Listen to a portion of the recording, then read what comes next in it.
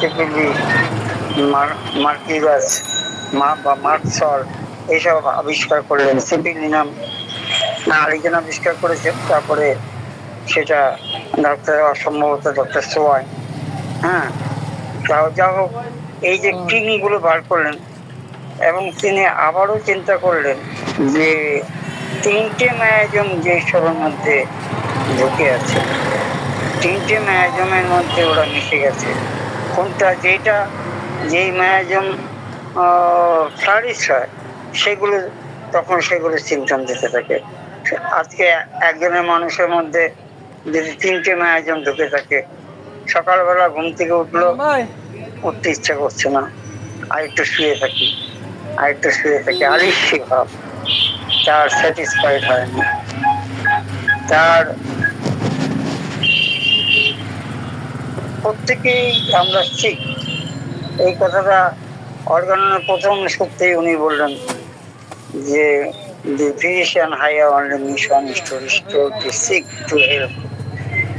এই শিখটাকে আবার আরো ক্লিয়ার করার জন্য আমাদের কেন্ট ফিলোজফিতে লিখলেন, কেন্ট ফিলোজফির প্রথমেই লিখলেন শিখ, দি শিখ মানে কি, যার মধ্যে উইল অ্যান্ড আন্ডারস্ট্যান্ডিং,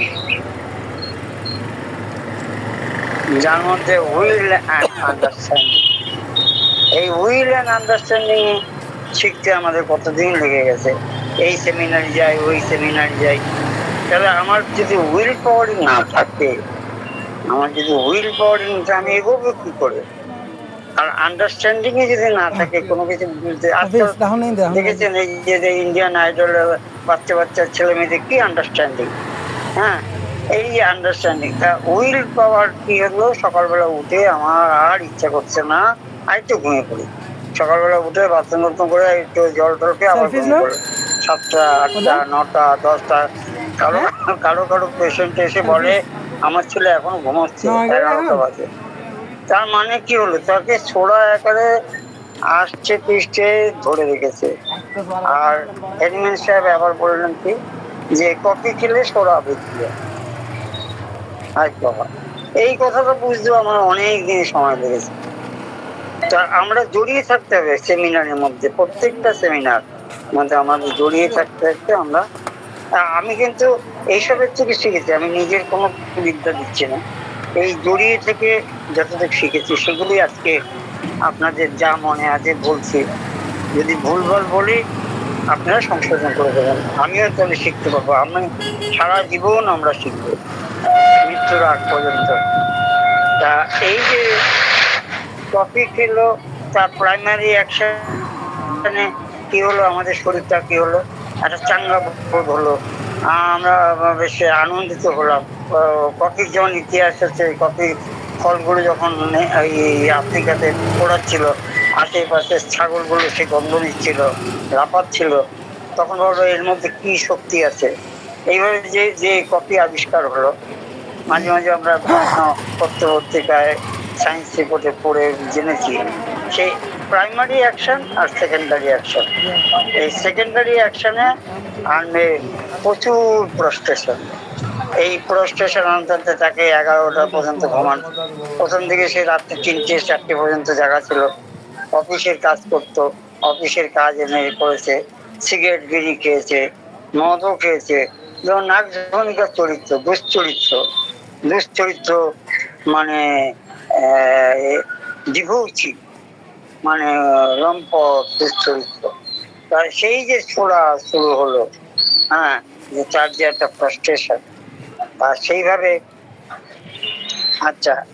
সেইভাবে কি হলো ব্যাপারটা, এইগুলো নিয়ে চিন্তা ভাবনা করে উনি আবিষ্কার করলেন 3টে ম্যায়াজম, যেমন লাইকোপোডিয়াম, ক্যালকেরিয়া ফ্লোরিকা, সারসাটেরিলা। এই অনেকগুলো ওষুধ এই 3টে ম্যায়াজমকে কাভার করে দেয়। তা 3টে ম্যায়াজমকে কাভার করে। তা একটা ভদ্রলোক 3টে ম্যায়াজমের মধ্যে পড়ে গেছে, তার গলা শুকিয়ে গেছে, মানে ইমার্সিনেশন, গলাটা এটা নেট্রামিউর আছে, আর একটা ওষুধ আছে, সে শুকিয়ে গেছে, তার ইউরিন করতে কষ্ট হয়, ইউরিন প্রথম দিকে যখন শুরু হয়, ইউরিনের পেনিসের গোড়ার দিকে প্রচন্ড প্রচন্ড ব্যথা। তারপর যখন ইউরিন করে কাদা গোলার মতন, তারপরে যেখানে যেখানে যেই পাত্রে ইউরিনটা করে সেই পাত্রের নিচে কাদার মতন একটা স্তর নিচে পড়ে থাকে, হ্যাঁ, এবং সাদা সাদা সাদা স্তর, এবং ফেলে দিলে গন্ধ হয়ে যায়।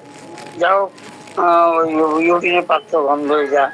এই যে ব্যাপারটা, বসে বাথরুম করতে পারে না, দাঁড়িয়ে দাঁড়িয়ে বাথরুম করে, হ্যাঁ, দাঁড়িয়ে দাঁড়িয়ে বাথরুম হয়। আর পুরো ইউরিন ট্র্যাক্টের ভিতরে ব্লাডার থেকে ইউরিনটা আর পেনিসের গোড়ার মধ্যে ঝাঁকানি দিয়ে ব্যথা। এটা প্রথম দিকে হতে পারে, আবার লাস্টের দিকে হতে পারে, এবং সে রোগা হয়ে যাচ্ছে, বারবার ইউরিনে আর্জিং আছে।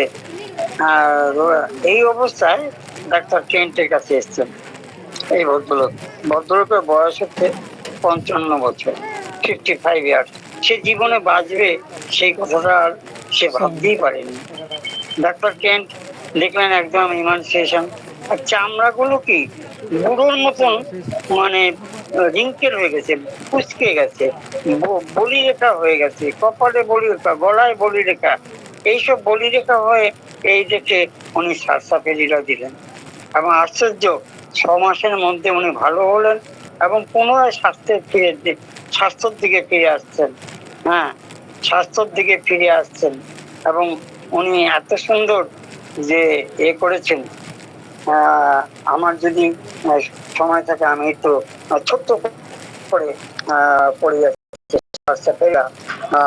একটু দূরে চাতে পড়ো। White sand in urine, also slimy and flaky urine, much pain at the conclusion of passing urine, almost unbearable. Marasmus, neck emaciated, and skin lies in cold. ভাঁজ পড়ে গেছে। Sarsaparilla in another remedy, which has excruciating neuralgia of the kidneys, renal colic, and cases of gravel and formation of vesicle calculi. এবং ইউরিনের মধ্যে stone, calculi আছে ইউরিনের মধ্যে। আমরা stone দেখলে পরেই আমরা মনে মনে ভাবি, আচ্ছা স্যার থ্যাংক ইউ, আমরা একটু বলেছি আমরা ঘাবড়ে যাই, কোনো ঘাবড়াবার কিছু নাই। আমাদের সার্সাপেরিলা আছে, আরো মেডিসিন আছে, পরে আলোচনা করা যাবে কিডনি। আজকে আমি এখানে শেষ করছি। স্যার এসে গেছেন, স্যার থেকে আমরা 3 কন্যার ইতিহাস শুনবো এবং তাদের চরিত্র, তাদের বংশগত পরিচয় সব শুনে আমরা খুব ভালো একটা অনুষ্ঠান শুনছি এবং আমরা খুব মানে এনজয় করছি। Thank you. স্যার ভালো আছেন? শান্তনু স্যার? হ্যাঁ ভালো আছি। হ্যাঁ স্যার, আমরা তাহলে আপনি বললে আমরা ক্লাসটা শুরু করব। আচ্ছা, আমরা প্রথমে তন্ময় আর কি আজকে সঞ্চালনা করবেন। তন্ময়, হ্যাঁ, আপনি আগে আজকে ক্লাস সম্পর্কে একটু বলে তারপরে স্যার শুরু করবেন। ওকে, আপনি হ্যাঁ শুরু করে দিন। নমস্কার, হোমিও উদ্দীপনার পক্ষ থেকে সকলকে স্বাগত জানাই। আজ 29শে জুলাই 2024 সোমবার। আমাদের আজকের আলোচক ডক্টর শান্তনু মজুমদার স্যার। আমাদের আজকের আলোচ্য বিষয় the three sisters, Falsatilla, Grand Crush Valvosa and Staphysacrian পর্ব 5। স্যারকে অনুরোধ করবো স্যার আজকের আলোচনা শুরু করবো।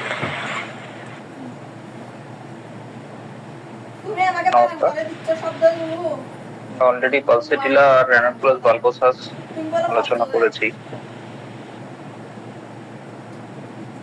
র্যানাকুলেসি ফ্যামিলির মধ্যে এই দুটো ড্রাগ পড়ে। আর একটা ড্রাগ বাকি রয়ে গেছে, সেটা হচ্ছে আমাদের স্ট্যাফিসাইক্লিয়া, বহুল ব্যবহৃত একটা ড্রাগ।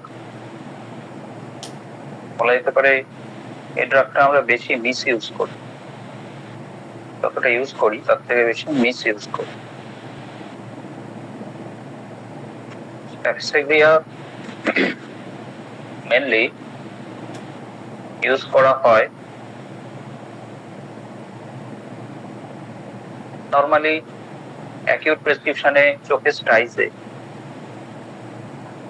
আপার আইলিড বা লোয়ার আইলিডে যদি স্টাইস হয়, রিকারেন্ট স্টাইস হয় এবং স্টাইস গুলো খুব হার্ড হয়ে থাকে, তাহলে রুটিনলি আমরা স্ট্যাফিসাইক্লিয়া ইউজ করি। এছাড়া স্ট্যাফিসাইক্লিয়া আমরা ইউজ করি কোনো ক্লিন কাট ইনজুরিতে। আপনারা সবাই জানেন ক্লিন কাট ইনজুরি, ব্লেডে কেটে গেছে বা কোনো শার্প কাটিং ইনস্ট্রুমেন্টে হাত কেটে গেছে বা শরীরে কোনো ক্লিন কাট ইনজুরি আছে, সেক্ষেত্রে স্ট্যাফিসাইক্লিয়া পোটেন্সিতে ভালো কাজ করে। অনেকে মাথার উকুনে স্ট্যাফিসাইক্লিয়া বিশেষ ফর্মে ইউজ করে, আমি আর সেই ফর্মের দিকে যাচ্ছি না, বিশেষ ফর্মে ইউজ করে মাথার উকুনে, এবং যারা ইউজ করেন তারা বলেন নাকি এতে ভালো রেজাল্ট পাওয়া যায়। তা স্ট্যাফিসাইক্লিয়া কিন্তু একটা কনস্টিটিউশনাল রেমেডি, একটা ওয়েল প্রুফ মেডিসিন। প্রত্যেকটা ওষুধই যদি কনস্টিটিউশন প্লেনে ঠিকঠাক ইউজ করা যায় তাহলে সেটা খুব ডিপার লেভেলে গিয়ে কাজ করে। পরীক্ষার ম্যাথমেটিকাতে লেখা আছে যে কোনো মেডিসিনের ডিউরেশন অফ অ্যাকশন 5 ডেজ, কোনোটাতে 1 ডে, কোনোটাতে 20 ডেজ। এটা গিবসন মিলার রিলেশনশিপ থেকে তোলা, কিন্তু বাস্তব অর্থে বাস্তবিকই কিন্তু এটা কোনো ভিত্তি নেই। এটার যে ভিত্তি নেই সেটা কেন সাহেব তার ফিলোসফিতে মেনশন করে গেছেন। কেন সাহেব বলছেন যে duration of action of medicine depends how it is selected. মেডিসিনটা কিভাবে সিলেকশন করা হচ্ছে তার উপর নির্ভর করছে একটা ওষুধের ডিউরেশন অফ অ্যাকশন কতদিন থাকবে। সালফার যখন আমরা রুটিনলি স্কেজিসে ইউজ করি তখন সেটা বেশি দিন কাজ করে না, আবার যখন সালফার আমরা কনস্টিটিউশনালি প্রেসক্রিপশন করি তখন সেটা ডিপার লেভেলে গিয়ে কাজ করে। ঠিক সিমিলারলি প্রত্যেকটা ওষুধই তাই।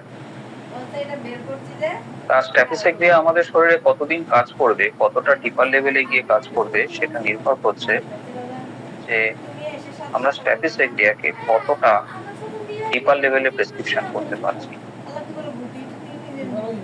তার ডিপার লেভেলে প্রেসক্রিপশন করতে গেলে সবার আগে মেন্টাল স্টেটটা বা মেন্টাল কন্ডিশনটা জানা দরকার, কারণ মাইন্ড ইজ দ্য কি টু দ্য ম্যান। মন হচ্ছে একটা মানুষের চাবি। এই মাইন্ড ছাড়া কিন্তু আমরা কোনো কিছুই সঠিকভাবে জাজ করতে পারি না। লোয়ার অ্যানিমেলের সাথে আমাদের পার্থক্য এখানেই যে আমাদের মাইন্ড আছে, রেশনাল মাইন্ড আছে। লোয়ার অ্যানিমেলে বা কোনো ইনসেক্ট বা ভেজিটেবল কিংডমের মধ্যে মাইন্ড নেই, একমাত্র মানুষের মধ্যেই মন আছে। তা যখন মন আছে তখন মনের কিছু বৈশিষ্ট্য আছে যেটা একটা মানুষ থেকে অন্য একটা মানুষে আলাদা। এই আলাদা দিকটা একটা মানুষকে আরেকটা মানুষ থেকে আলাদা করে দেয়, এটাকেই আমরা বলি ইন্ডিভিজুয়ালাইজেশন। তা র্যানাকুলেসি ফ্যামিলির মধ্যে যখন এই ড্রাগটা পড়ছে তাহলে ফ্যামিলির কিছু আভিজাত্য তো থাকবেই এই ড্রাগটার মধ্যে, ফ্যামিলির কিছু বৈশিষ্ট্য থাকবে। যেমন আমরা সবাই হোমিওপ্যাথি ফ্যামিলির মধ্যে অন্তর্গত, আমাদের বৈশিষ্ট্য হচ্ছে আমরা সবাই ডাইনামিক মেডিসিনের প্রেসক্রাইবার, আমরা সবাই ভাইটাল ফোর্স নিয়ে চর্চা করি। আমরা কনস্টিটিউশনাল মেডিসিন নিয়ে চর্চা করি, সেরকম ভাবে র্যানানফুলেসি ফ্যামিলির মধ্যেও কিছু বৈশিষ্ট্য আছে যেটা শুধু র্যানানফুলেসি ফ্যামিলির মধ্যে বেশি থাকে। সেটা কি? সেটা হচ্ছে সেন্সিটিভিটি অ্যান্ড রিঅ্যাক্টিভিটি। যেমন সেন্সিটিভ, আর এই সেন্সিটিভিটির জন্য তাদের মধ্যে রিয়াকশনও খুব বেশি করে আসে। সেন্সিটিভিটি অ্যান্ড রিঅ্যাক্টিভিটি,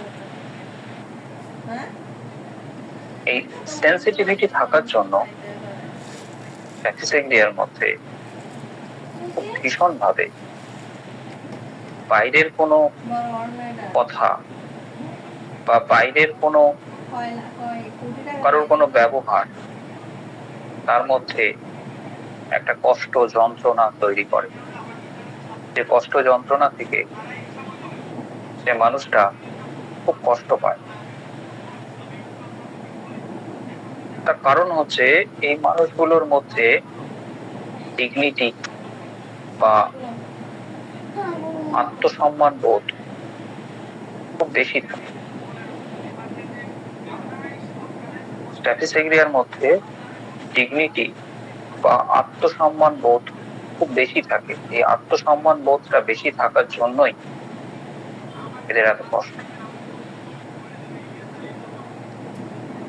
মেয়েটার বয়স হচ্ছে 19-20 বছর।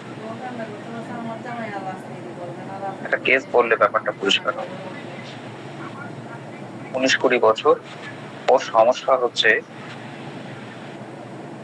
ইরেগুলার মেনস্ট্রুয়েশন, তার সাথে ডিসমেনোরিয়া, সিভিয়ার ডিসমেনোরিয়া আর হেডেক।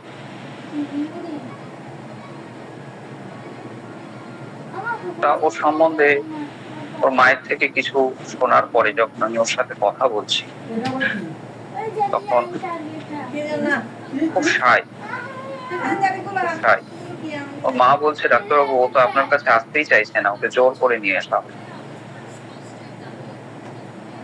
বলছে যে লজ্জা পায়, সবার কাছে গিয়ে সবকিছু বলে না। ছোটবেলা থেকেই ওই রকম খুব সেন্সিটিভ। স্কুলে যায়, যখন স্কুলে যেত তখন স্কুলে ও একা একাই থাকতো, বন্ধু বান্ধব কম ওর। এখন তো ওমেন্স কলেজে পড়ে, একটি কি দুটি মেয়ের সাথে ওর বন্ধুত্ব। একটা ভালো বান্ধবী আছে, ও তার সাথেও সব কথা শেয়ার করে, এছাড়াও খুব একটা মেশে না, নিজের মধ্যেই থাকে, চুপচাপ থাকে।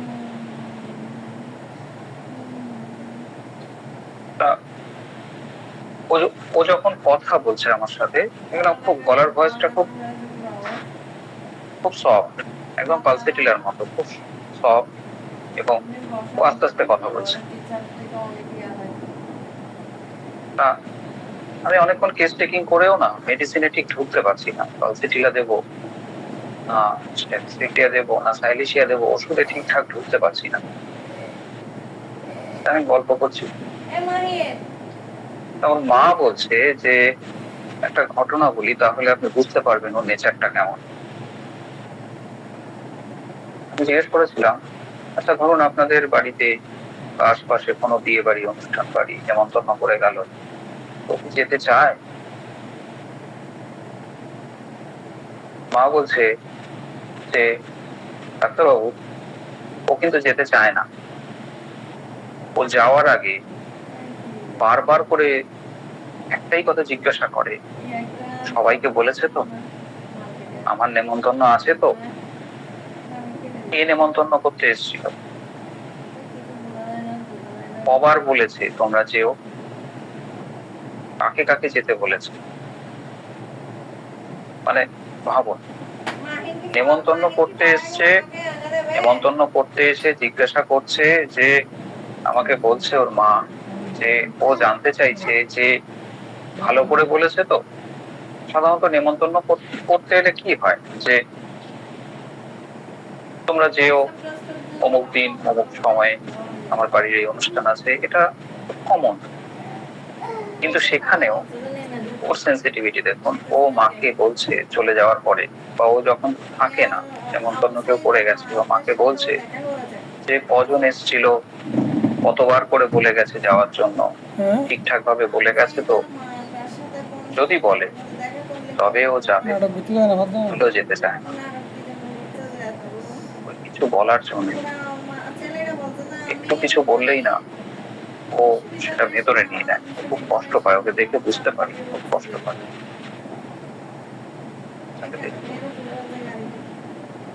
ওর সেন্সিটিভিটি এতটাই বেশি যে অ্যাজ ইফ ওপেন নার্ভ যখন শীতকালে যখন হাঁটুটা ছড়ে যায় সাইকেল শিখতে গিয়ে, তখন সেই হাঁটুটা এতটাই সেন্সিটিভ হয়ে থাকে যে সামান্য কিছু ছোঁয়া সেখানে সহ্য হয় না।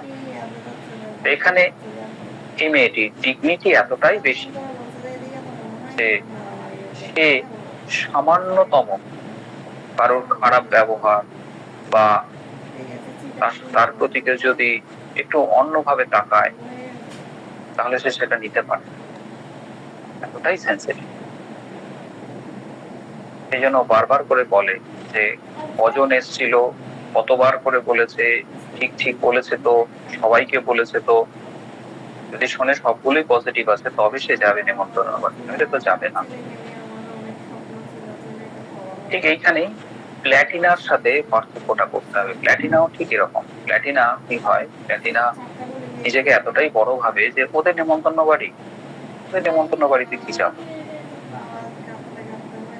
ওদের নেমন্তন্ন বাড়িতে তোমরা গেলে যাও, আমার কোনো যাওয়ার ইচ্ছে।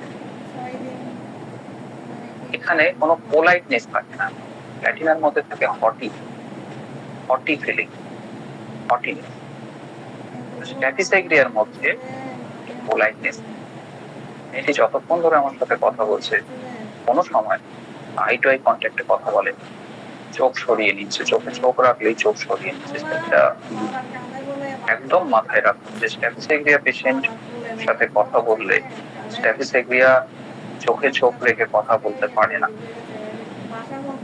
স্ট্যাফিসেগ্রিয়া সবসময় চোখ সরিয়ে নেয়। স্ট্যাফিসেগ্রিয়া পেশেন্ট যদি হয় তাহলে মেল পেশেন্ট ফিমেল পেশেন্টের সাথে, মানে ফিমেল পার্সোনালিটির সাথে খুব একটা বেশিক্ষণ কথা বলতে পারে না, চোখ সরিয়ে নেয়। তার কারণ হচ্ছে, তার কারণ স্ট্যাফিসেগ্রিয়ার মধ্যে থাকে হাইপার সেক্সুয়ালিটি। স্ট্যাফিসেগ্রিয়ার মধ্যে থাকে হাইপার সেক্সুয়ালিটি। এই হাইপার সেক্সুয়ালিটির জন্য ওরা অপোজিট সেক্সের সাথে ঠিকঠাক ভাবে ফ্রেন্ডলি রিলেশনশিপে আসতে পারে না। যখন অপোজিট সেক্সের সাথে এরা ফ্রেন্ডলি কোনো রিলেশনশিপের কথা বলে, কোনো ফ্রেন্ডলি যেমন আলোচনা হয়, কথা বলে, তখন এদের মনের ভেতরে সেক্সুয়াল থট, এই সেক্সুয়াল থট পড়ার জন্য এরা নিজেকে ভেতরে ভেতরে অপরাধী ভাবে, এদের ভেতরে ভেতরে একটা শাইনেস জন্মায়, এরা চোখ থেকে চোখ সরিয়ে নেয়, আই টু আই কন্ট্যাক্টে কথা বলে না। স্ট্যাফিসেগ্রিয়া তাহলে আরেকটা দিক হচ্ছে হাইপার সেক্সুয়ালিটি। আগে দুটো ড্রাগের মধ্যে কিন্তু আমি হাইপার সেক্সুয়ালিটি কথাটা বলিনি, আজকে স্ট্যাফিসেগ্রিয়ার মধ্যে এসে কিন্তু আমরা অ্যাডিশন করলাম তার হাইপার সেক্সুয়ালিটি উইথ টাচিনেস, ভীষণ টাচি।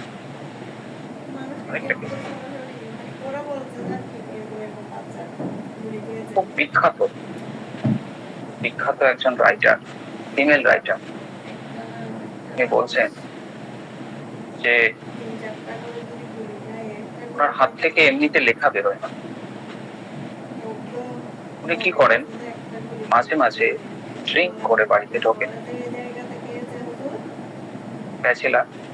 মাঝে মাঝে উনি ড্রিঙ্ক করে বাড়িতে ঢোকার সময় বাড়িতে ওনার বাবা ভীষণ বকাবকি করেন, ভীষণ উল্টোপাল্টা কথা বলেন, ভীষণ অসম্মানিত কথা বলেন ওনার সাথে, ইভেন ওনার গায়ে হাতও তোলেন, যেহেতু উনি ড্রিঙ্ক করে বাড়িতে ঢুকেছেন।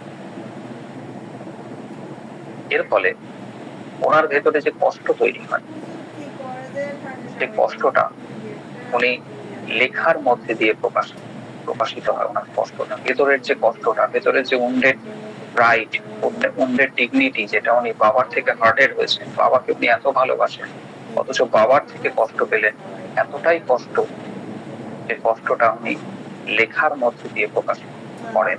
এখানে অনেক পেশেন্ট আছে যারা ডায়েরি লিখতে পছন্দ করে, গল্প লিখতে পছন্দ করে, গল্পের বই, উপন্যাসের বই পড়তে পছন্দ করে। অনেক সেই পেশেন্ট গুলো কিন্তু স্ট্যাফিসেক্রিয়া হওয়ার সম্ভাবনা বেশি। তার কারণ স্ট্যাফিসেক্রিয়া নিজেকে অন্য কাজে সবসময় এঙ্গেজ করে রাখে, অন্য কাজে। তার কারণ ও যখনই একা থাকে তখনই ওর মধ্যে হাইপার সেক্সুয়ালিটির জন্য সেক্সুয়াল থট আসতে থাকে, অনেকটা বুফোরানা, অনেকটা স্নেক রেমেডি গুলোর মতো। স্ট্যাফিসেক্রিয়া সেটা থেকে দূরে থাকার জন্য, এছাড়া ওর ভেতরে যে কষ্ট, ওর ভেতরে যে উন্ডেড একটা ডিগনিটি, সেইটা থেকে বাঁচার জন্য সবসময় কোনো সেফ কোনো কাজের মধ্যে নিজেকে আটকে রাখে, কোনো সেফ ওয়ার্ক। সেফ ওয়ার্ক কি? বই পড়া, ছবি আঁকা, গান শোনা, গাছপালা লাগানো, বাগান পরিচর্যা করা, নেচারকে দেখা। এরা যত নিজেকে সেফ ওয়ার্কের মধ্যে যুক্ত রাখতে পারে তত আসলে কি এই কাজগুলো এদেরকে কষ্ট দেয় না। তার কারণ কষ্ট পায় যখন মানুষ কোনো 1:1 রিলেশনশিপে বা 1:other রিলেশনশিপে গিয়ে যখন কোনো কাজ করে, আগ বাড়িয়ে কিছু বলে বা কিছু করতে চায়, তখনই কেউ যদি তাকে কিছু বলে, তার ডিগনিটি উন্ডেড হয়, তখনই সে কষ্ট পায়। কিন্তু এখানে তো 1:1 নয়, এখানে 1:0। উনি ওনার নিজের ইচ্ছে মতো, স্ট্যাফিসেক্রিয়া পেশেন্ট গুলো নিজের ইচ্ছে মতো তার কল্পনার রঙে, ভীষণ সেন্সিটিভ একটা মানুষ, কল্পনার রঙে সবকিছুকে সাজিয়ে নিজের মতো করে এনজয় করতে পছন্দ করে। তাই এই মানুষগুলো খুব লিটারেরি ওয়ার্ক করতে পছন্দ করে, খুব ভালো গল্প লেখে, খুব ভালো উপন্যাস পড়ে, ছবি আঁকে, নেচারকে দেখতে পছন্দ করে। সেফ ওয়ার্কে নিজেকে সবসময় আটকে রাখে। স্ট্যাফিসেক্রিয়ার আরেকটা দিক হচ্ছে সবসময় নিজেকে লিটারেরি ওয়ার্ক, সেফ ওয়ার্ক, এগুলোর মধ্যে নিজেকে আটকে রাখে। স্ট্যাফিসেক্রিয়া পেশেন্ট গুলো সাধারণত একদম ছোটবেলা থেকে, যখন তার মধ্যে এই প্রাইডটা তৈরি হয়নি, একদম বাচ্চার মধ্যে তো থাকে না, বাচ্চার মধ্যে যখন তার এই প্রাইডটা তৈরি হয়নি, একদম ছোটবেলা, যখন ক্লাস 3, 4, 5-এ পড়ে, তখন এদের মধ্যে ভীষণ অ্যাঙ্গার তৈরি হয়, রাগ তৈরি হয়। কেন রাগটা তৈরি হয়? তার কারণ হচ্ছে এরা যখন যেটা ভাবে এটা করা উচিত, এটা ঠিক, তার এগেনস্টে যদি কেউ কিছু বলে, তখন তার মধ্যে রাগটা তৈরি হয়। তখন সেই রাগের এক্সপ্রেশন এরা বিভিন্ন ভাবে করতে থাকে। জিনিসপত্র ছুঁড়ে ফেলে দেওয়া, রেগে গেলে জিনিসপত্র ছুঁড়ে ফেলে দেওয়া, চিৎকার করে ওঠা। কারণ এরা, এই বাচ্চাগুলো তখনও নিজেকে কন্ট্রোল করতে শেখেনি। তাই এদের ভেতরে যা কিছু ভেতরকার যা টার্ময়েল, সবকিছু কিন্তু ইমোশনাল আপসেট কিন্তু তারা এইভাবে এক্সপ্রেস করে থাকে। এরপরে যখন তারা আরেকটু বড় হয়, তাদের মধ্যে হরমোনাল চেঞ্জেস গুলো আসতে শুরু করে 10, 11, 12, 13, 14 থেকে। তখন এরা নিজেদের ছোট ছোট ফ্রেন্ড সার্কেলের মধ্যে থাকতে পছন্দ করে, নিজেদের ছোট ছোট ফ্রেন্ড সার্কেল। এরা কিন্তু খুব বেশি রাফ এন্ড টাফ নয় এই বাচ্চা, বরঞ্চ ভীষণ মাইল্ড, জেন্টেল, টিমিড, শাই, এই ধরনের বাচ্চা। আবার তার মধ্যে ভীষণ অ্যাঙ্গারটা সবসময় চলে। যদি স্কুলে এদের সাথে কেউ খারাপ ব্যবহার করে, স্কুলে যদি এদেরকে পড়া করে যাওয়া সত্ত্বেও কেউ অপমানিত করে, তাহলে এদের ভেতরে, এই বাচ্চাগুলোর ভেতরে যে অ্যাঙ্গারটা চলে, সেই অ্যাঙ্গারটা কিন্তু সে বাড়িতে প্রকাশ করে ফেলে, রেগে গেলে জিনিসপত্র ছুঁড়ে ফেলে দেয়। এরপরে যখন এই বাচ্চাগুলো আর একটু বড় হয়, তখন এই বাচ্চাগুলো বেশ হাসি খুশি, লোকজন পছন্দ করে। তার কারণ এদের সেন্সিটিভিটি আছে, এদের সেন্স অফ হিউমার খুব ভালো, এদের মধ্যে একটা আর্টিস্টিক নেচার আছে। সেই জন্য এরা সবার সাথে নিজের মতো করে মিশতে পছন্দ করে এই এজ গ্রুপটা। কিন্তু যখন দেখছে যে বাইরের কারোর ব্যবহার তাদেরকে কষ্ট দিচ্ছে, তারা ভীষণ সেন্সিটিভ ফিল করছে, তারা ভীষণ ভার্নারেবল হয়ে যাচ্ছে তাদের ব্যবহারের প্রতি। যখন তার কোনো বন্ধু তাকে হার্টেড করেছে, ইমোশনালি হার্টেড করেছে, তাকে কিছু বলেছে, তখন থেকে এরা নিজেকে আইসোলেট করতে শুরু করে, ন্যাট্রামিউরের মতো নিজেকে আইসোলেট করতে শুরু করে। ন্যাট্রামিউরের অসুবিধাটা হচ্ছে, ন্যাট্রামিউর যখন তার খুব কাছের মানুষের কাছ থেকে কোনো আঘাত পায়, তখন সে দুঃখ পায়, কষ্ট পায়, নিজেকে গুটিয়ে নেয়। কিন্তু স্ট্র্যাপিসেগ্রিয়া দুঃখ কষ্ট তো সর্বত্র। স্ট্র্যাপিসেগ্রিয়া দোকানে গেছে, মুদি দোকানে মালপত্র নিতে, তার তারা আছে, দেরি হলে ট্রেন মিস করবে। সে একবার ভুল করে মুদির দোকানিকে বলেছে যে একটু তাড়াতাড়ি দিলে ভালো হয়, আমি ট্রেনটা মিস করবো। মুদি দোকানি তাকে বললেও যে দাঁড়ান তো মশাই, আপনার আগে তো দেখছেন এত ভিড় আছে, আমি বসে আছি না। কষ্ট পেয়ে গেল সে। ন্যাট্রামিউর হলে এই কষ্টটা পায়। ন্যাট্রামিউর রিলেশনশিপ থেকে কষ্ট পায়, স্ট্র্যাপিসেগ্রিয়া ব্যবহারিক দিক থেকে কষ্ট পায়। তার সাথে যদি কেউ কখনো চড়া গলায় কথা বলে, চোখ রাঙিয়ে কথা বলে, বা তাকে যদি কেউ কিছু অর্ডার করে, প্রকাশ্যে কেউ গালিগালাজ করে, ভীষণ কষ্ট পায়। বলছে যে ডাক্তারবাবু, আমার দুরাত ঘুম নেই। কেন, কি হলো? বিয়ে দিয়েছি, বিয়ের পরে শ্বশুর বাড়িতে মেয়েটার খুব অশান্তি চলছে, আমি গেছিলাম। শাশুড়ি এমন দু চারটে কথা বলেছে যে আপনার মেয়ে এই করে না, ওই করে না, দেরি করে ঘুম থেকে ওঠে। আমি শুধু দাঁড়িয়ে দাঁড়িয়ে শুনলাম সে কথাগুলো, কি করবো, কিছু তো বলতে পারছি না, বলতে গেলে তো ঝগড়া লাগে। এরকম ভাবে বলতে আপনার আপনার আপনার কি মনে হলো, আপনাকে যখন বলছে, আপনার ফিলিংসটা বলুন। পেশেন্টের এটা দেখুন, এটা দেখুন, ভেতর থেকে আসছে কষ্টটা। আমি চুপ করে রইলাম। পেশেন্ট বলছে আমি চুপ করেছিলাম, দাঁত চেপে বলছে আমি চুপ করেছিলাম। মানে বুঝতে পারছেন কত ভেতর থেকে পেশেন্টের কষ্টটা বেরিয়ে আসছে আমার কাছে। তাই তো তার দুরাত ঘুম নেই। এটা কিন্তু ইগনিশিয়ান। কারণ এখানে উনি গেছেন, মেয়ের বাবা, তার যে সম্মান, সে সম্মানটা তো উনি পাননি, উল্টে সম্মান হানি হয়েছে। যে সম্মান হানি তাকে ভীষণ কষ্ট দিয়েছে, সেই কষ্টের জন্য ওনার ঘুম ছুটে গেছে। এটাকে বলা হয় সাইকোসোমাটিক রিয়াকশন। স্ট্যাটিস্টিকের মধ্যে আমরা রিপিটেডলি এরকম সাইকোসোমাটিক রিয়াকশন দেখতে পাই। সাইকো মানে হচ্ছে মন, সোমা মানে হচ্ছে শরীর। তার মানে তাদের মনে এমন একটা কিছু ঘটেছে যেটা তার শরীরের মধ্যে দিয়ে, যেটা মন থেকে সে বলতে পারেনি, ব্যক্ত করতে পারেনি, কিন্তু টোটালটাই তার শারীরিক সিমটমের মধ্যে দিয়ে প্রকাশিত হয়েছে। দেখবেন যে অনেকে আছে যে ঝগড়া করতে পারে না, তাকে কেউ কিছু বললো না, ভীষণ রেগে যায়, রেগে গিয়ে কাঁপতে শুরু করে, চোখ মুখ লাল হয়ে যায়, ওকে ধরে এনে বসিয়ে রাখতে হয়। রেগে গিয়ে কাঁপতে শুরু করে, রেগে গিয়ে ভয়েস হারিয়ে যায়। এগুলো স্ট্যাটিস্টিক্যাল কিন্তু ইন্ডিকেশন। কারণ এটা হচ্ছে সাইকোসোমাটিক চেঞ্জেস। সাইকো মানে হচ্ছে মন, মনে আঘাত পাওয়ার জন্য সেই পরিবর্তনটা আসছে শরীরের মধ্যে দিয়ে। সাইকোসোমাইকে আমরা বলি সাইকোসোমাটিক চেঞ্জেস।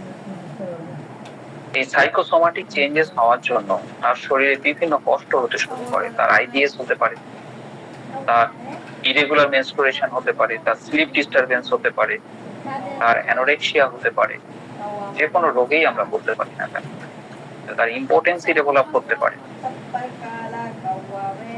সাইকোসোমাটিক যে ডিসফাংশন, সাইকোসোমাটিক এফেক্ট এখন কিন্তু আমাদের প্রায় প্রতিটা মানুষের মধ্যেই কিন্তু আমরা দেখতে পাই। কারণ মানুষের মধ্যে সহিষ্ণুতা বোধ ক্রমশ কমে যাচ্ছে, মানুষ মানুষের সাথে খারাপ ব্যবহার করছে। এবার কোন মানুষটা কি ধরনের আমরা তো জানি না, তার ফলে সে যদি খুব সেন্সিটিভ হয়, সে যদি স্ট্যাটিক রেয়ার পেশেন্ট হয়, তাহলে তার মনের ভেতরে কষ্টগুলো তো প্রকাশ পাবেই। এইভাবে মানুষ যত দিন যাচ্ছে তত তার মধ্যে সাইকোসোমাটিক এফেক্ট আমরা দেখতে পাই। বাড়িতে কিছুই না, বাড়িতে শাশুড়ি মা কিছু একটা বলেছে বৌমাকে, বৌমার মেনস্ট্রুয়েশন ডিসঅর্ডার শুরু হয়ে গেছে, বৌমার সঙ্গে সঙ্গে হেভি ব্লিডিং বা মেনোরেজিয়া হচ্ছে। সাইকোসোমাটিক চেঞ্জেস এর সাথে সাথে কি হয়, আমাদের হরমোনাল সিস্টেমটার একটা স্টর্ম তৈরি হয় বা হরমোনাল সিস্টেমে সাপ্রেশন হয়। তারপরে টোটাল আমাদের ফিজিওলজিক্যাল প্রসেসের চেঞ্জ আসতে শুরু করে। তাহলে সমস্যাটা কোথায়? তাহলে আমরা কি সাপ্রেশন অফ মেনসেস বা হেভি মেনসেস এর জন্য এখানে সিম্পটোমেটিক্যালি প্রেসক্রিপশন করব? তাহলে তো হবে না, তাহলে তো পাতায় জল দেওয়া হলো। আমাকে তো রুটে জল দিতে হবে, গোড়াতে জল দিতে হবে, তবে তো গাছটা বাঁচবে। তাহলে ইউ মাস্ট গো ব্যাক, আপনাকে আরো গভীরে যেতে হবে, গিয়ে দেখতে হবে যে সমস্যাটা কোথায়। সমস্যাটা কোথায় খুঁজতে গিয়ে যখন আপনি দেখবেন যে মানুষটার নেচারটা এইরকম, তাই এখানে সমস্যা। একজন বলছে যে ডাক্তারবাবু, সে একজন নেতা, পার্টির একজন নেতা, সে বলছে ডাক্তারবাবু, আমি যখন নতুন কোনো কিছু কিনি না, আমি পড়তে পারি না, লজ্জা লাগে। আমি পড়বো, আমার বন্ধুটা পড়েনি। আমি কারোর সামনে টয়লেট করতে পারি না। আমি একবার কি হয়েছে, একবার আমি টয়লেট করছিলাম, সেই সময় কে যেন পাশ দিয়ে যাচ্ছিল, আমি সঙ্গে সঙ্গে দৌড়ে গিয়ে কলা গাছের পেছনে লুকিয়েছিলাম। এটা পেশেন্ট ভার্সন, কলা গাছের পেছনে লুকিয়েছিলাম। এটা কিন্তু ন্যাট্রামিয়াম নয়, কলা গাছের পেছনে লুকিয়েছিলাম, কারণ তার শাইনেসের জন্য, তার সেন্সিটিভিটির জন্য। তার সেন্সিটিভিটির জন্য সে বলছে যে আমি নতুন জামা কিনেও পরতে পারি না, আমার বন্ধুটা গরিব, তো জামা নেই, আমি ওর সামনে নতুন জামা পরবো? আমি রিক্সায় করে যেতে পারি না আমার গ্রাম থেকে, কারণ আমি রিক্সা করে যাবো, তখন লজ্জা লাগবে। অথচ সেই আমি যখন কোনো পার্টির কোনো মিটিং হয়, তখন সেই আমি কিন্তু সিদ্ধান্ত নিই। সবাই কিন্তু লাস্টে আমাকে জিজ্ঞাসা করে তুমি কি বলছো বল, কারণ আমি যেটা বলি সেটা ঠিকই বলি, যাতে ভেবে চিনতে বলি। সেই জন্য সবাই আমার উপরে জোর দেয়। পেশেন্ট যতক্ষণ ধরে কথা বলে গেল, আই টু আই কন্ট্যাক্টে কথা বলে, এটা হচ্ছে এন্ট্রি পয়েন্ট। কেন এরকম করছে? সেন্সিটিভিটির জন্য। দেখুন, খুব ছোট জায়গা, কিন্তু সেখান থেকে আমরা এক একটা ওষুধে এক একটা সময় এন্ট্রি। স্ট্যাটিস্টিক্স বুঝতে গেলে আরো দু তিনটে জিনিসের দিকে মাথায় রাখবেন। এই দেখুন, হানিমুন সিস্টাইটিস বা বিয়ের পরে, হানিমুনের পরে বা ফার্স্ট নাইটের পরে, বিয়ের পরে ফার্স্ট নাইটের পরে অনেকেই ইউটিআই তে এফেক্টেড হয়। অ্যাকচুয়ালি ইউটিআইটা এখানে বড় কথা না, এখানে বড় কথা হচ্ছে যে ব্লাডারের যে স্প্রিংটার থাকে, সেই স্প্রিংটারে স্প্যাজম হয়, রিটেনশন অফ ইউরিন, এটাকে সিস্টাইটিস বলা হয়। সেখান থেকে সিস্টাইটিস তৈরি হয়। কেন এটা? তার কারণ হচ্ছে আমার যে ডিগনিটি ছিল, ইন্টারনাল যে ডিগনিটি ছিল, সেই ডিগনিটি আমি যখন অন্য কোনো অপরিচিত কোনো মানুষের সাথে শারীরিক সম্পর্ক তৈরি হচ্ছে, তখন সেই ডিগনিটিটাকে আমি এতদিন ধরে সযত্নে বাঁচিয়ে রেখেছি, সেই ডিগনিটিটা উন্ডেড হচ্ছে। সেই সাইকোসোমাটিক এফেক্টের জন্য এটা প্রকাশিত হচ্ছে তার সিস্টাইটিসের মধ্যে দিয়ে। frequent urging for urination, burning in urination, আমরা একে বলি হানিমুন সিস্টাইটিস। দেখুন সমস্যাটা কোথায়। আমরা যদি এখানে ক্যান্সারিস বা ইত্যাদি মেডিসিন দিই বারবারিস, তাহলে কিন্তু মোটেই রোগটা ভালো হবে না। এই জন্য প্রুভিং এর সময় বলা আছে হানিমুন সিস্টাইটিস, এই কারণে হানিমুন সিস্টাইটিস। ঠিক এইরকম ঘটনা দেখা যায় পালসেটিলার মধ্যে, এইরকম ঘটনা দেখা যায় আর্নিকার মধ্যে, কিন্তু ফ্লেভার আলাদা। যেমন বিভিন্ন দোকানের চায়ের ফ্লেভার আলাদা, ঠিক সেরকম এই প্রত্যেকটা ড্রাগের মধ্যে ফ্লেভার আলাদা। তাহলে আমরা স্ট্যাটিস্টিক্সের মধ্যে কি পাই? হানিমুন সিস্টাইটিস পাই। এই কারণে হানিমুন সিস্টাইটিস পাই। আপনারা দেখবেন ছোটবেলা থেকেই বাচ্চাদের ক্যারিস্টিক থাকে। ক্যারিস্টিক যদি থাকে তাহলে যে দুটো ড্রাগ সবার আগে মাথায় আসে সেটা হচ্ছে স্ট্যাটিস্টিক্রিয়া আর একটা ক্রিওসোট। পার্থক্য করবেন কি করে? স্ট্যাটিস্টিক্রিয়ার বাচ্চা অনেক ভদ্র বাচ্চা, ক্রিওসোটের বাচ্চা অনেক অভদ্র বাচ্চা।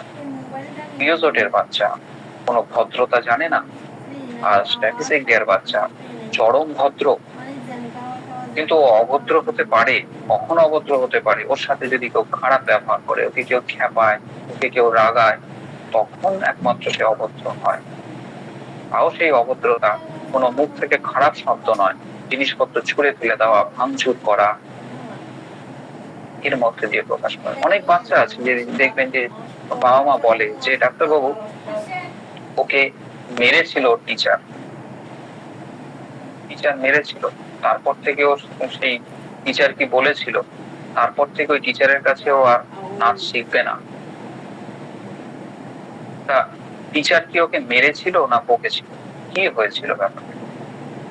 টিচার ওকে কি অন্য কোনো ফ্রেন্ডের সামনে বা অন্য কোনো ফ্রেন্ডের গার্জিয়ানের সামনে ওকে কি একটা সমালোচনা করেছিল? পরে জানা গেল।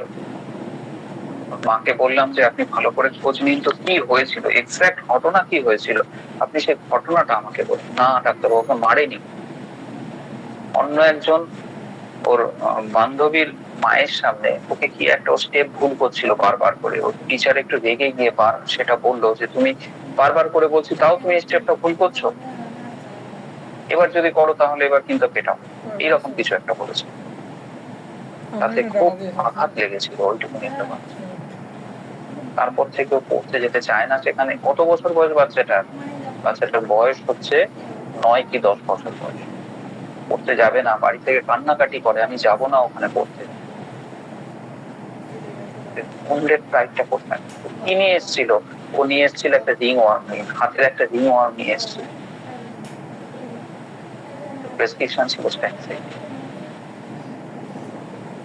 স্ট্যাটিস্টিক্রিয়াতেই রিং ওয়ার্মটা ভালো হয়েছে, আর কোনো সেকেন্ড মেডিসিন দরকার হয়। কারণ কি? কারণ এখানে মানুষটার বেসিক নেচারের সাথে মিলিয়ে স্ট্যাটিস্টিক্রিয়া প্রেসক্রিপশন করা হয়েছে, তাই তার রিং ওয়ার্ম স্ট্যাটিস্টিক্রিয়াতে ভালো হয়েছে।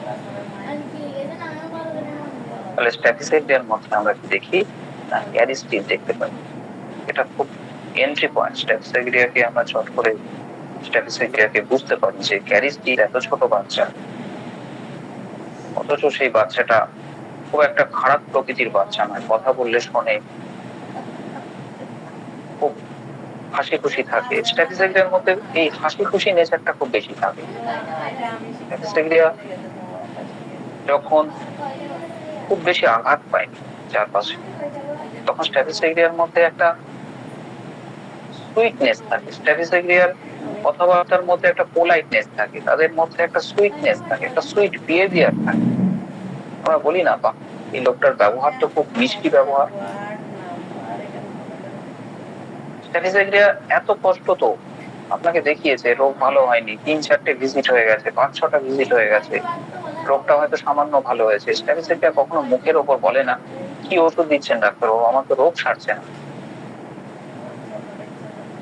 যদি জিজ্ঞাসা করেন আপনি কেমন আছেন, ভালো আছি ডাক্তার, তারপর যখন আপনি খুঁটিয়ে খুঁটিয়ে জিজ্ঞেস করেন আচ্ছা আপনার মাথা ব্যথাটা কেমন আছে, মাথা ব্যথাটা হচ্ছে ডাক্তার, কিরকম হচ্ছে, যেরকম হতো সেরকমই প্রায়, তবে মনে হয় একটু কম। আপনার হাঁটু ব্যথাটা, হাঁটু ব্যথাটাও তো আছে ডাক্তারবাবু, হাঁটতে তো এখনো কষ্ট হয়, সে কষ্ট কি আগের মতো? না ডাক্তারবাবু, আগে তো তাও সিঁড়ি দিয়ে উঠতে পারতাম, কিন্তু এখন দেখছি সেই 1 পা 2 পা সিঁড়িতে উঠতেই আমি আর উঠতে পারছি না, এত ব্যথা হচ্ছে। অথচ পেশেন্ট প্রথমেই বললো আমি কিন্তু ভালো আছি। আপনি যখন পেশেন্টকে কোয়ারি করছেন তত পেশেন্ট বলছে সে ভালো নেই, কোন কোন দিকে ভালো নেই, তখন আপনি জানতে পারছেন। স্ট্যাটিস্টিকরা কখনো ওপেনলি বলে না যে সে খারাপ আছে। কেন বলেন? তার না বলার কারণ হচ্ছে, ধরুন স্ট্যাটিস্টিকরা বললো যে আমার হাঁটু ব্যথা তো কমেনি ডাক্তারবাবু, হাঁটু ব্যথা তো একই রকম আছে। আপনি কখনো বললেন যে আচ্ছা আপনার হাঁটু ব্যথা কমেনি, আপনাকে যে ব্যায়ামগুলো করতে বলেছে আপনি ব্যায়ামগুলো করেছেন, আপনাকে যে গরম শেক নিতে বলেছিলাম আপনি নিয়েছেন?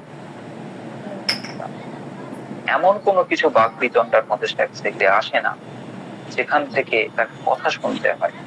কথা শোনার ভয়ে স্ট্যাটিস্টিকরা একটা সুইট ফেস আমাদেরকে উপহার দেয়। আমরা ভাবি যে সত্যিই পেশেন্ট ভালো আছে, কিন্তু অ্যাকচুয়ালি খুঁটিয়ে দেখলে বুঝবো যে পেশেন্ট ভালো নেই।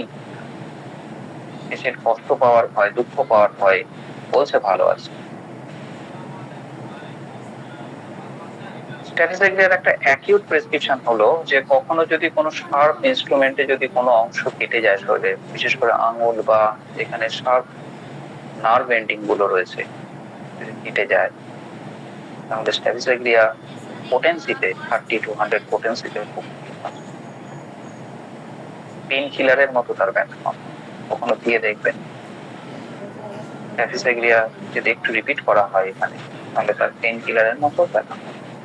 কিন্তু এখানে হতে পারে পেশেন্ট অন্য কোনো পেনের মেডিসিন, অন্য কোনো কনস্টিটিউশনাল পেনের মেডিসিন, তাও এই অ্যাকিউট প্রেসক্রিপশনে স্ট্যাটিস্টিকরা দারুণ ভালো কাজ করে। স্ট্যাটিস্টিকদের সাথে যখন আপনারা কথা বলবেন, একটাই জিনিস বলবো, হ্যান্ডেল উইথ কেয়ার। স্ট্যাটিস্টিকদের সাথে ধরুন আপনি বিজি, খুব বিজি প্র্যাকটিশনার, স্ট্যাটিস্টিকরা আপনাকে ফোন করছে বারবার করে, আপনি ফোনটাকে ধরলেন বা ধরে যখন দেখলেন যে একটা ফোন বারবার করে আসছে কেন, আপনি একটু রেগেই বললেন যে বারবার করে ফোন করছে কেন, ফোন যখন ধরছে না, স্ট্যাটিস্টিকরা পেশেন্ট হয়, তাহলে কিন্তু দ্বিতীয় দিন আর আপনার কাছে আসে। স্ট্যাটিস্টিকরা পেশেন্ট আপনার কাছে ব্যথা পেতে আসেনি, আপনার কাছে ব্যথা উপশম করতে এসেছিল। সে তার শারীরিক ব্যথা হজম করে নিতে পারে, কিন্তু মনের ব্যথা সে হজম করতে পারে না, এটা তাকে কষ্ট দেয়। তাই এমন কোনো বিহেভ আপনি করবেন না যেখানে সে মনে ব্যথা পায়। স্ট্যাটিস্টিকরা পেশেন্ট হ্যান্ডেল উইথ কেয়ার, তাই না? ঠিক আছে, 10:26। আরো কোনো প্রশ্ন থাকলে চট করে নিয়ে নিন, আমি ব্যস্ত হয়ে পড়বো। ঠিক আছে, আজকে আলোচনার বিষয়ে কারো যদি কোনো প্রশ্ন থাকে আপনারা হ্যান্ড রাইজ করুন।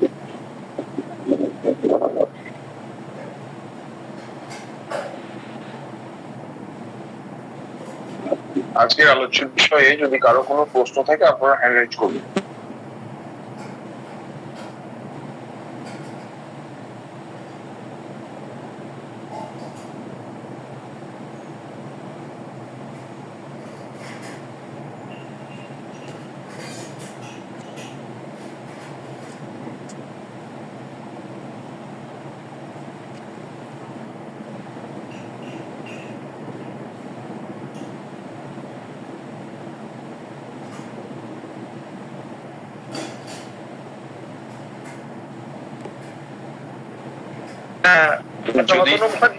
বলুন।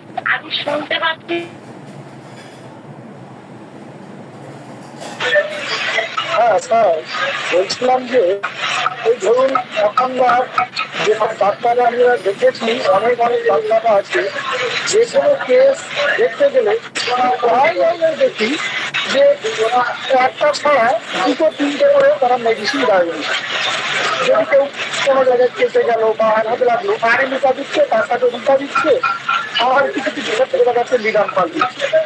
এবং আরো দেখেছি যে পালসে দিলা দিল, সিপিআর দিল, তার সাথে লিলিয়াম দিল, এটা প্রচুর ডাক্তার দেখা যায়।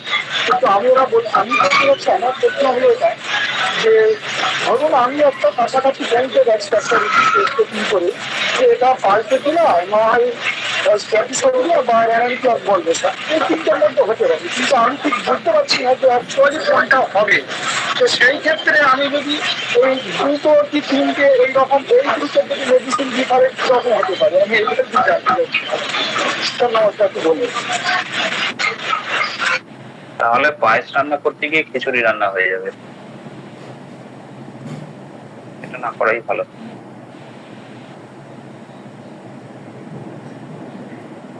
সকলকে অনুরোধ, প্রশ্নটা অবশ্যই যেন আজকের বিষয় সম্পর্কিত হয়।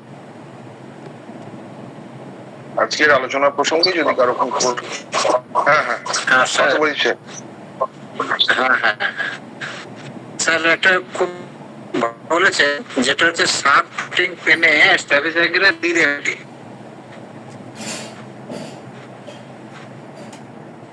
হ্যাঁ, দেখা যায়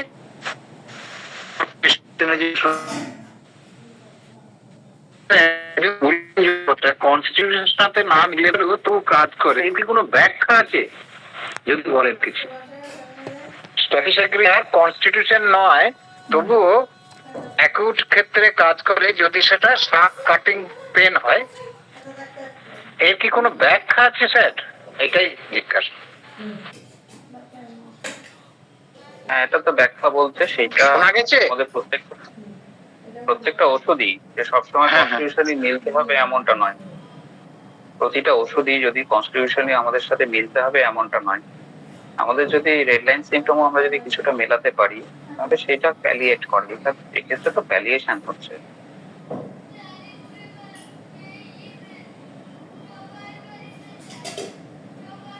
ঠিক আছে স্যার, এইটাই ছিল কারণ এত ভালো কাজ করে।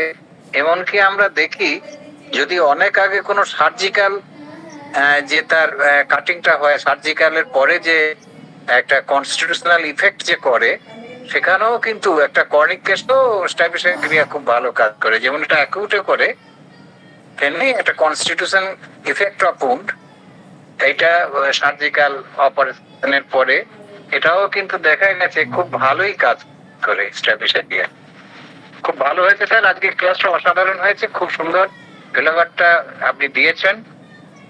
আর লাস্টে এই তিনটের সাথে একটা কম্পারেটিভ স্টাডি দিয়ে আর একবার যদি ওইগুলোকে রিক্যাপ মানে করিয়ে দেন, তাহলে আমাদের খুব ভালো হবে স্যার। অসাধারণ ক্লাস উপহার দিয়েছেন, আপনাকে অনেক অনেক ধন্যবাদ। ফ্লেভারটা অনেকটা বোঝাই গেছে। ধন্যবাদ পার্থপ্রতিম চৌধুরী সাহেব। শঙ্কর সাহা, আপনি হ্যান্ড রাইজ করেছেন, আপনার প্রশ্নটা রাখুন। নমস্কার স্যার, আমার প্রশ্নটা হলো স্যার, আপনি বললেন যে স্ট্যাপিসেক্টিয়ার পেশেন্ট চোখে চোখ রেখে কথা বলতে পারে না, এইটা কি তার মাস্টারবেশন করার টেন্ডেন্সি থেকে, নাকি তার সেক্স সার্চ বেশি বলে? আমরা তো বইয়ে পড়েছি যে যে মাস্টারবেশন করে বলে তার একটা মেন্টাল উইকনেস থাকে, সেটা একটু ক্লিয়ার করে দিন। স্ট্যাপিসেক্রিয়া পেশেন্ট কেন মাস্টারবেট করে? মাস্টারবেট অনেক ড্রাগ করে, স্ট্যাপিসেক্রিয়া করে, ক্লোরিক অ্যাসিড করে, আলসোমিকা করে। স্ট্যাপিসেক্রিয়া পেশেন্ট কেন মাস্টারবেট করে? রেপও করে, তাই না? এবার কেন করে সেটা জানলে উত্তরটা হয়ে যায়। সেই দিকে আমি আর যাচ্ছি না, কারণ সেটা বলতে গেলে অনেক সময়। আমি স্ট্যাপিসেক্রিয়া খুব নার্স ছেলে বললাম, আমি স্ট্যাপিসেক্রিয়া ভেতরে ঢুকিনি। ওভারঅল স্ট্যাপিসেক্রিয়া কিভাবে চেনা যায় আমি সেই জায়গা থেকে শুধু ক্লিনিক্যাল প্রেসক্রিপশনটা করলাম। স্ট্যাপিসেক্রিয়ার মধ্যে অপোজিট সেক্সের সাথে খুব একটা মানে ফ্যামিলিয়ার নয় কথা বলতে, সেই জন্য স্ট্যাপিসেক্রিয়া সবসময় আই টু আই কন্ট্যাক্ট এড়িয়ে কথা বলে। তার মধ্যে এদের ভেতরে যে খারাপ চিন্তাগুলো চলে, এটা সবসময় ভাবে যে তার খারাপ চিন্তাগুলো প্রকাশ্যে না এসে পড়ে। যদি প্রকাশ্যে আসে তাহলে তার যে ডিগনিটি সেটা ওন্ডেড হবে। সেই জন্য স্ট্যাপিসেক্রিয়া সবসময় সেটাকে হাইড করার জন্য, তার ইমোশনটাকে হাইড করার জন্য এটা কন্ট্যাক্ট এড়িয়ে কথা বলে।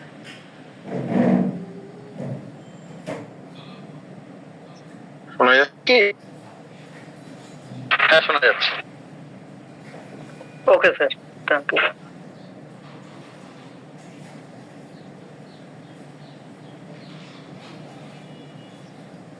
আর কোনো প্রশ্ন থাকলে আপনার হ্যান্ড রাইজ করুন।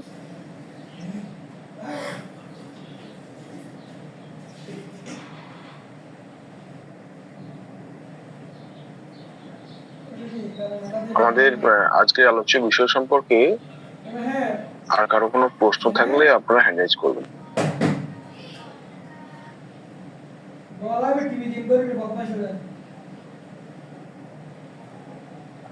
ঠিক আছে, তাহলে আমরা মোটামুটি আমাদের থ্রি সিস্টার যে আমাদের চেঞ্জ ছিল হ্যাঁ স্যার, সেটা আমরা আমরা শেষ করবো স্যার। তার আগে আমরা একটু ডেকে নিই আমাদের একজন সিনিয়র স্যার প্রশান্ত স্যারকে। ডক্টর প্রশান্ত কুমার রায় স্যার। প্রথমেই স্যারকে অনেক ধন্যবাদ। এটাই হচ্ছে সত্যি ডিডি অফ দ্য ম্যাথমেটিকা, এবং অত গভীরে ভাবা এটা সত্যি খুব দরকার, কিন্তু ক্রনিকের ক্ষেত্রে খুবই ইমার্জেন্সি, খুব মানে খুবই দরকার। এই গল্পগুলো শুনলো আমরা যখন কেস টেকিং করতে যাব তখন কিন্তু অনেক আমাদের পথ কিন্তু আমাদেরকে পাঠিয়ে দেয়। অ্যাকুট করতে গেলে হয়তো রেড লাইট সিমটম দিয়ে আমরা করে ফেলতে পারি, কিন্তু ক্রনিক ক্ষেত্রে ওই স্যার যেটা বললো তো পাতার জল বা ওই সে গোড়া জল, এটা অবশ্যই। কারণ অনেক সময় অবসকিউর ক্রনিক কেস গুলো এই ছোট্ট ছোট্ট এই গুলোকে আমরা পাই না বলে পার্মানেন্ট কিউর অনেক সময় করতে পারি না। খুব ভালো লাগলো স্যার এইভাবেই পড়া। আমি চাই আমাদের গ্রুপও সমৃদ্ধ হোক। খুব ভালো লাগলো। ডিডি অফ দ্য ম্যাথমেটিকা এটা খুব দরকার আমাদের। ধন্যবাদ স্যার। ধন্যবাদ স্যার। আমরা আজকে আলোচনা শেষ করবো, তার আগে আমরা ডেকে নেবো আমাদের গিরিধর বিশ্বাস স্যার। ডক্টর গিরিধর বিশ্বাস স্যার, শুনতে পাচ্ছেন? ডক্টর বিশ্বাস। বলার কিছু নেই, শান্তনু স্যারকে অনেক অনেক ধন্যবাদ। অ্যাকচুয়ালি যেটা আলোচনা যেভাবে হওয়া উচিত, একটা কেস টেকিং করে গভীরে যেভাবে যাওয়া উচিত, স্যার সেইভাবেই আলোচনা করেছেন। মানে খুব খুব খুব পারফেক্ট আলোচনা হয়েছে, এইটুকুই বলবো।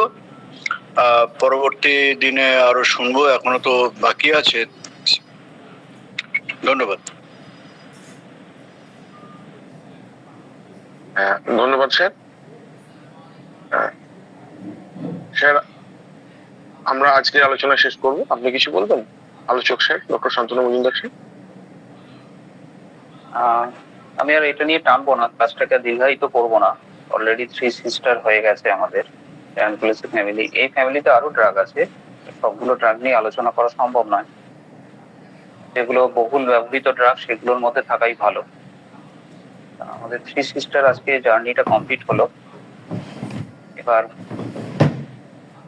ভীষণ ব্যস্ততার জন্য হয়তো প্রতি সোমবার আমার পক্ষে ক্লাস নেওয়া একটু অসুবিধা হয়ে যাবে। আমি চেষ্টা করব ক্লাসে আসা। অবশ্যই কন্টিনিউ করুন ক্লাসটা। স্যার আপনার সঙ্গে নবীন কথা বলে নেবে। হ্যাঁ, এর মধ্যে নবীন হয়তো আপনাকে ফোন করে নেবে স্যার। আচ্ছা আচ্ছা, ঠিক আছে ঠিক আছে তাহলে। স্যার ধন্যবাদ স্যার। একটু অফিসিয়ালি ক্লাসটা শেষ করে দিই। সকলকে ধন্যবাদ জানিয়ে, বিশেষত আজকের আলোচক ডক্টর শান্তনু মজুমদার স্যারকে ধন্যবাদ জানিয়ে আমাদের আজকের আলোচনা এখানে শেষ করছি। সকলে ভালো থাকুন, সুস্থ থাকুন, হোমিও উদ্দীপনার সঙ্গে জুড়ে থাকুন। শুভরাত্রি। আচ্ছা আরিফ, আপনি হ্যান্ড রাইজ করেছিলেন, কিছু বলবেন?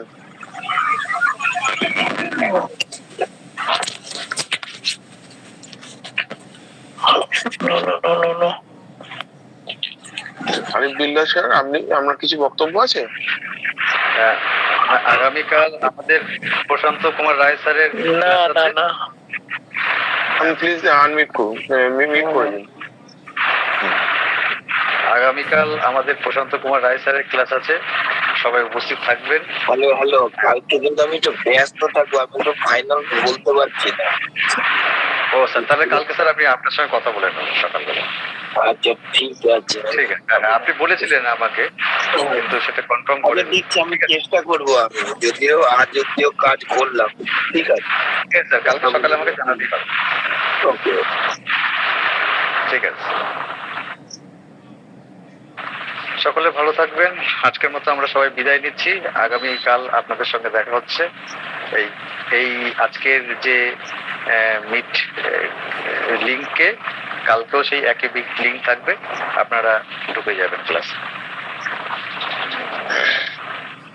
সকলকে নিয়ে আজকের মতো বিদায় নিচ্ছি।